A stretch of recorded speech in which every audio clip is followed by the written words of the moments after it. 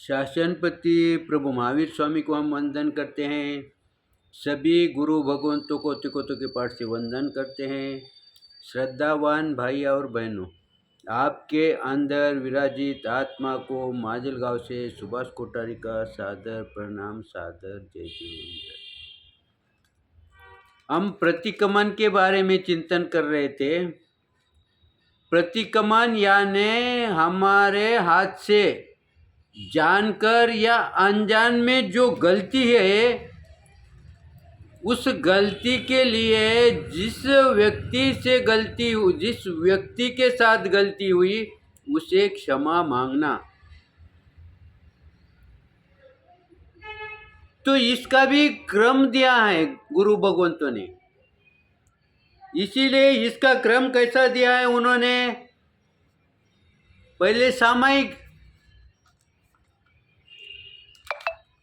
फिर 24 तो, फिर वंदना और फिर प्रतिक्रमण। यानी चौथी सीढ़ी पर प्रतिक्रमण आया, यानी हमें क्षमा मांगना है। तो गुरु भगवंतों ने यहाँ क्रम दिया। समझो कोई गलती हुई है और सीधा उसे क्षमा मांगे है, तो वो पूर्ण रूप से क्षमा नहीं होंगी।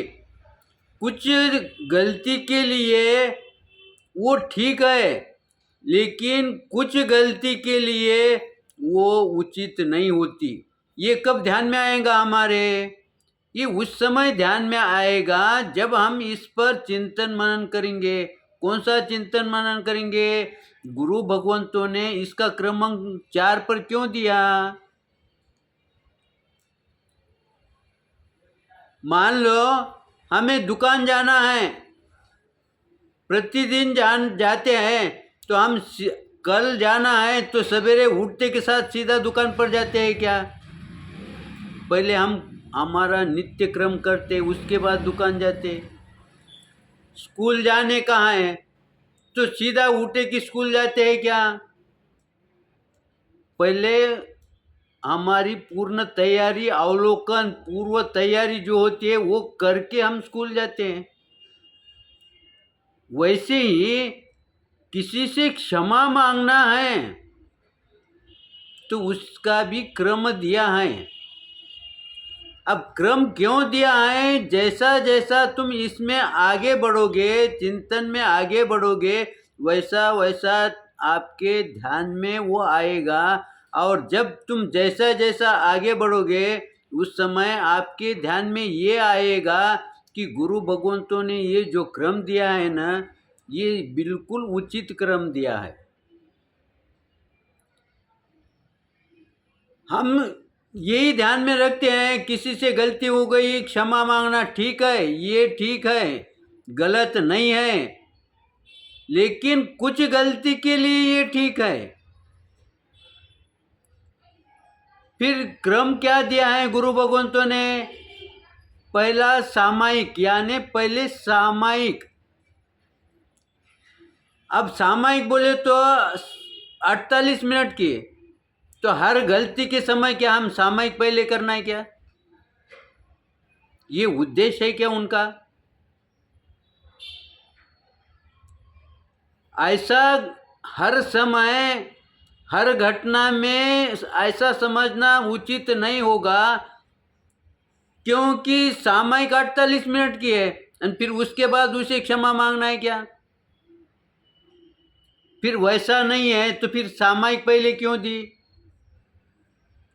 सामायिक पहले इसीलिए दी है कि सामायिक यानी तुम समता में आओ, यानी तुम अपना मन स्थिर करो,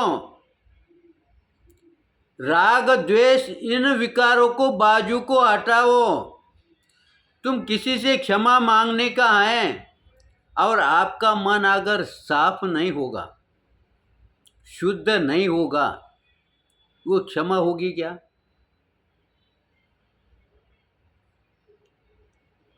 हम अंतकरण से उसे क्षमा मांगना चाहिए, तो पहले अंतकरण में जो दोष है, राग द्वेष, इसे दूर करना पड़ेगा। अब आप कहोगे कि एक झटके में राग द्वेष जाएगा क्या? 2-5 मिनट में जाएगा क्या? 2-5 मिनट में नहीं जाएगा। लेकिन 2-5 मिनट के लिए, 2 सेकंड के लिए, 2 मिनट के लिए वो दूर कर सकते हैं। ये गुरु भगवंतों ने हमें समझाया। तो इसीलिए पहले सामयिक, यानी इसका मतलब गुरु भगवंत ये कहते हैं कि पहले तुम अंतकरण में का उसके प्रति जो राग द्वेष, जो विकार भाव है, उसे पहले बाजू को करो। जब तक उसे बाजू को नहीं करोगे तब तक तुम्हारी उससे क्षमा नहीं होगी। और इसी कारण हमारी संवत्सरी महापर्व आता है, साल में एक बार हम क्षमा मांगते हैं। तो हमारी क्षमा सही क्षमा होती है क्या?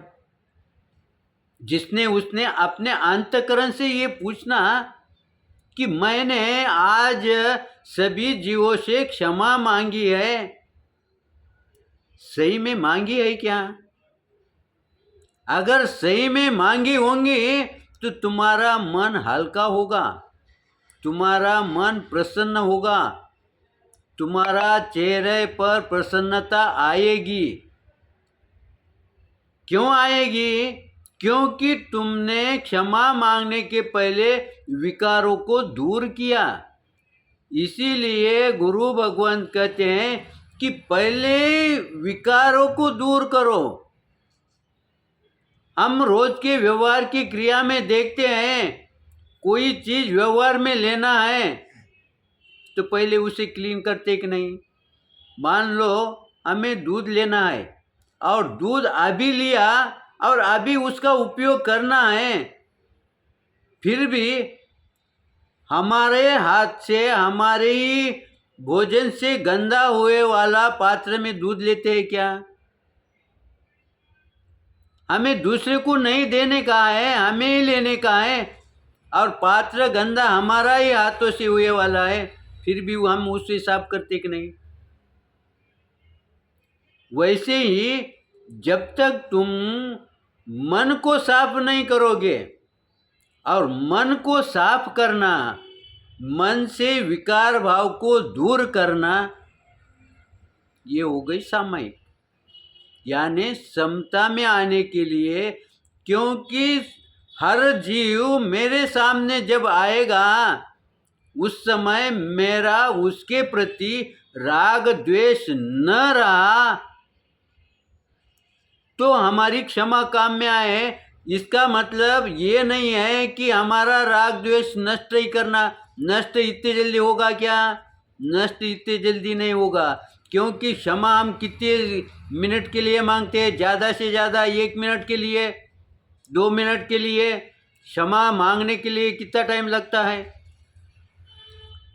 जितना टाइम लगता है उससे कम टाइम में भी अगर हमारा मन शुद्ध करने का है, साफ करने का है, विकार रहित करने का है, तो ये संभव है।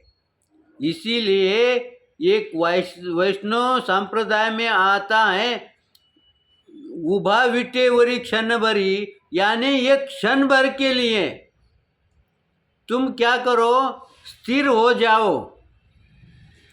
तुम एक क्षण के लिए स्थिर हो गए ना, उस समय तुम जो संसार की बात है वो ध्यान में न लाते हुए किसी सब जीवों के लिए, कोई भी जीवों के लिए तुम अगर क्षमा मांगी तो वो सही क्षमा होंगी। क्षमा मांगने के पश्चात हमारा मन हल्का होना चाहिए, हमारे शरीर के अंदर एक प्रकार का चैतन्य जागृत होना चाहिए, प्रफुल्ल मन होना चाहिए, तो समझना हमारी क्षमा सही राह से चल रही है। अगर हमारी क्षमा तनाव के साथ चल रही होंगी तो ये क्षमा नहीं होगी। इसका मतलब ये क्षमा मांगी तो भी ये प्रतिक्रमण नहीं होगा, प्रतिक्रमण इसका मतलब क्षमा मांगना, लेकिन क्षमा मांगने के पहले हमें हमारा मन शुद्ध, स्वच्छ, निर्मल बनाना पड़ेगा, विकार रहित बनाना पड़ेगा। मेरे चिंतन के अंदर कुछ विपरीत आया हो तो आप क्षमा करेंगे, सही आया होगा तो लाइक करेंगे, शेयर करेंगे। इसी आशा के साथ ओम शांति।